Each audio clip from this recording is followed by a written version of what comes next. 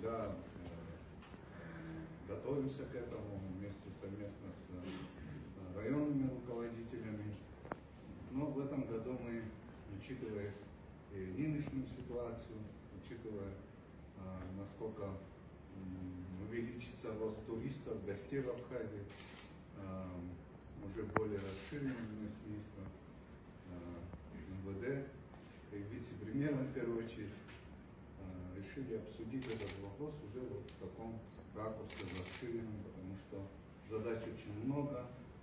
Сейчас у нас основная тема для нас это вот открытие купального сезона, насколько готовы мы принимать гостей в разных районах.